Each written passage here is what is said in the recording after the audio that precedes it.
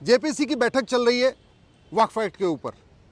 JPC ये देख रहा है कि वक्फ एक्ट लीगल है या इलीगल है, कॉन्स्टिट्यूशनल है या अनकॉन्स्टिट्यूशनल है। आज मैं जेपीसी के सभी माननीय सांसदों से विनम्रतापूर्वक कुछ सवाल पूछता हूं।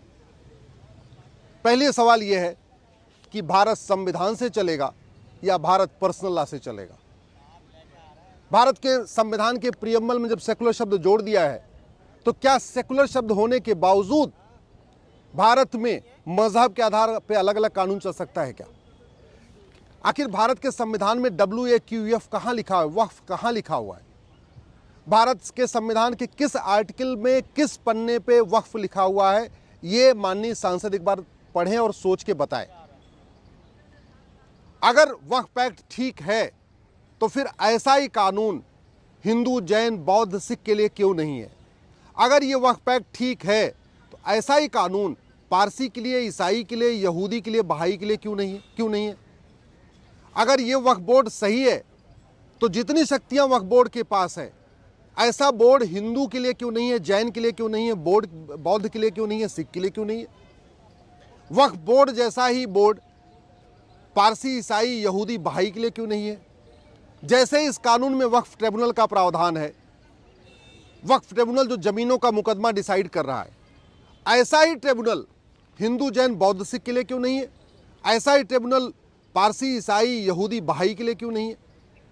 माननीय सांसद अच्छी तरीके सोचे कि क्या संविधान में सेकुलर शब्द रहते हुए भी वक्फ बोर्ड चल सकता है क्या? वक्फ ट्रिब्यूनल चल सकता है क्या? वक्फ एक्ट चल सकता है क्या? और यदि हाँ तो ठीक है, फिर आप एक काम करिए, फिर सनातन बोर्ड भी बनाइए, क्रिश्चियन बोर्ड भी बनाइए, पारसी बोर्ड भी बनाइए, यहूदी बोर्ड भी बनाइए, बहाई बोर्ड भी बनाइए, जैन बोर्ड भी बनाइए, जैन बौद्ध बोर्ड भी बनाइए। अगर वक्फ ट्रिब्यूनल सही है तो आप हिंदू ट्रिब्यूनल भी बनाइए, जैन ट्रिब्यूनल भी बनाइए, बौद्ध ट्रिब्यूनल भी बनाइए, यहूदी ट्रिब्यूनल भी बनाइए, पारसी ट्रिब्यूनल भी बनाइए, ईसाई ट्रिब्यूनल भी बनाइए, फिर सबके लिए बनाइए। ऐसा नहीं हो सकता कि एक कम्युनिटी का जमीन का मुकदमा तो वक्फ ट्रिब्यूनल में चलेगा और बाकी सबका मुकदमा सिविल जज के यहाँ चलेगा, कोर्ट में चलेगा। ऐसा नहीं चल सकता। ये संविधान का सरासर वायलेशन है, ये सेकुलर शब्द का वायलेशन है। मैं माननीय सांसदों से पूछ रहा हूं कि भारत में मजहब के आधार पर कोई और बोर्ड है क्या? मजहब के आधार पर कोई और ट्रिब्यूनल है क्या?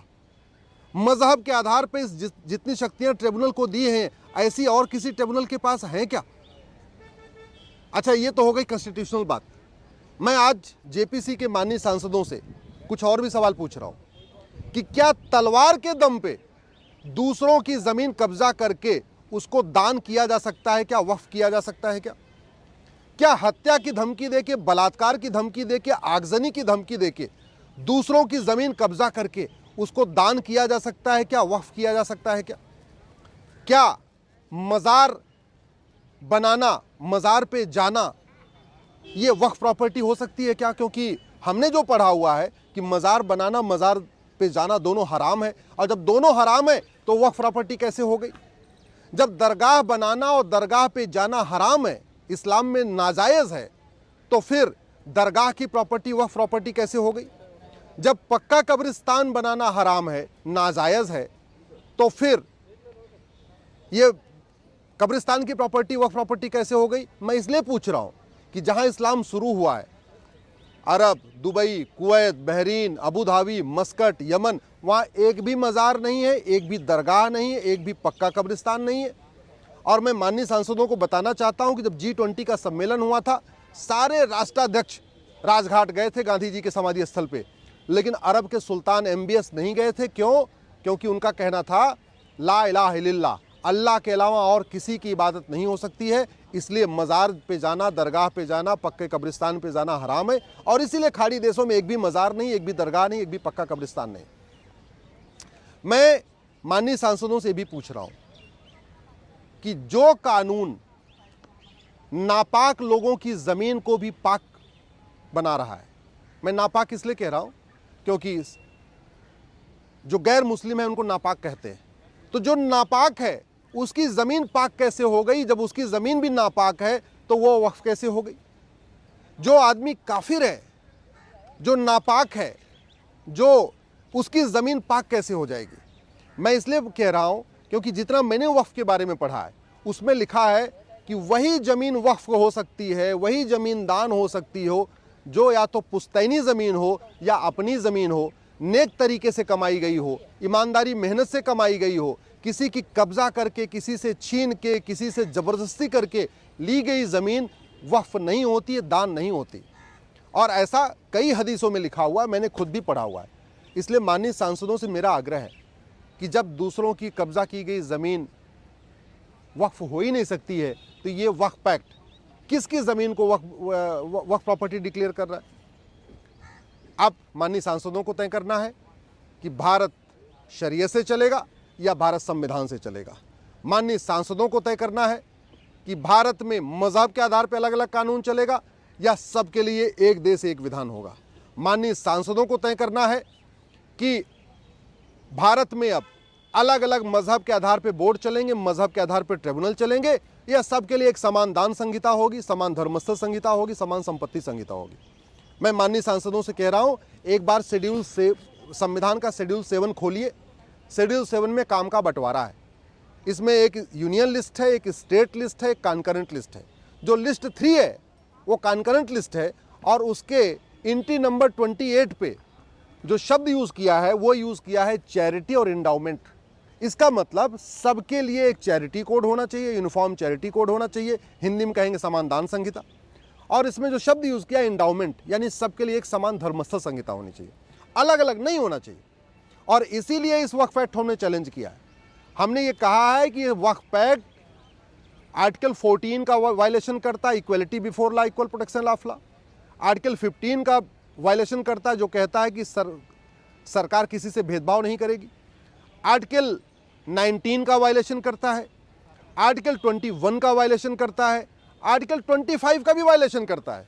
क्योंकि आर्टिकल 25 और 26 में जो बार बार बात आ रही है, आर्टिकल 26 में लिखा हुआ है कि सबको अपने रिलीजियस प्लेसेस को बनाने का अधिकार है, रिलीजियस प्लेसेस को मैनेज करने का अधिकार है, रिलीजियस प्लेस को मेंटेन करने का अधिकार है। ये आर्टिकल 26 कहता है। लेकिन आर्टिकल 26 में 3 लिमिटेशन दी हुई है और वो है subject to public order, health and morality. यानी जो आपकी ज़मीन है जिस पे आप रिलीजियस प्लेस बनाना चाह रहे हैं वो इलीगल नहीं होनी चाहिए। आपका जो रिलीजियस प्लेस है उससे पब्लिक ऑर्डर डिस्टर्ब नहीं होना चाहिए। आपका जो रिलीजियस प्लेस है वो इमोरल तरीके से नहीं बनाया गया हो। आपका जो रिलीजियस प्लेस है उससे किसी को स्वास्थ्य का नुकसान नहीं होना चाहिए। तो बहुत सीधी सी बात है, अवैध ज़मीन पे कब्जा करके, हिंदुओं की ज़मीन पे कब्जा करके, मुगलों के द्वारा जो ज़मीन कब्जा की गई थी उस ज़मीन को आप जायज़ नहीं कह सकते। मैं इसलिए कह रहा हूँ क्योंकि बाबर, हुमायूं, तुगलक, गजनी, गोरी के पास भारत में 1 इंच ज़मीन नहीं थी।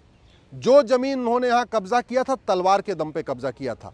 और हदीस में लिखा हुआ है, कुरान में लिखा हुआ है कि तलवार के दम पे दूसरे की ज़मीन कब्जा करके आप उसको वक्फ नहीं कर सकते। ऐसे ही जो यहाँ निज़ाम थे, जो नवाब थे, जो जागीरदार थे, जो ज़मींदार थे, उनको मुगलों ने ज़मीन बांटी हुई थी अपने, चूँकि उनको मदद किया करते थे। तो वक्फ के हिसाब से जो वास्तव में डिफिनीशन है वक्फ की, जो दान की डिफिनीशन है, उसके हिसाब से केवल मुगलों को ही नहीं बल्कि उनके नवाबों, उनके निज़ामों, उनके जागीरदारों, उनके ज़मींदारों को भी वक्फ का अधिकार नहीं। और सच्चर कमेटी ये कह रही है कि यहाँ पे मुस्लिम्स की हालत दलितों से बदतर है। जब मुस्लिम्स की हालत दलितों से बदतर है तो फिर वक्फ कैसे कर रहे हैं? जब जिसके पास खुद की ज़मीन नहीं है तो वक्फ करेगा कैसे? ये जो आज़ादी के समय 50,000 एकड़ ज़मीन थी, आज की डेट में जो 10 लाख एकड़ ज़मीन हो गई है, ये 9.5 लाख एकड़ ज़मीन पूरी तरीके से कब्जा की गई ज़मीन है। ये नदियों के किनारे की ज़मीन है, पहाड़ियों के किनारे की ज़मीन है, जंगलों के किनारे की ज़मीन है। ये रेलवे लाइन के किनारे की ज़मीन पर अवैध कब्जा किया हुआ है। हाईवे के किनारे ज़मीन पर अवैध कब्जा किया हुआ है। जितने भी पब्लिक प्लेस हैं, पार्कों को कब्जा किया गया है। गोचर ज़मीन को वक्फ डिक्लेयर कर दिया गया है। बंजर ज़मीन को वक्फ प्रॉपर्टी डिक्लेयर कर दिया है। मज़ार दरगाह को भी वक्फ प्रॉपर्टी डिक्लेयर कर दिया गया है। जो खेल का मैदान है उसको भी वक्फ प्रॉपर्टी डिक्लेयर कर दिया गया है। ये पूरी तरीके से एक लैंड जिहाद का तरीका बन गया है। इसलिए मैं कह रहा हूँ माननीय सांसद इसको अच्छी तरीके से समझे कि संविधान में लिखा क्या है, अपनी शपथ पढ़ें। माननीय सांसदों ने शपथ लिया हुआ है कि मैं संविधान के अनुसार कार्य करूंगा, और संविधान कहता है एक देश एक विधान होना चाहिए, सबके लिए एक कानून होना चाहिए, न मजहब के आधार पर बोर्ड होना चाहिए, न मजहब के आधार पर ट्रिब्यूनल होना चाहिए, सबके लिए एक कानून होना चाहिए।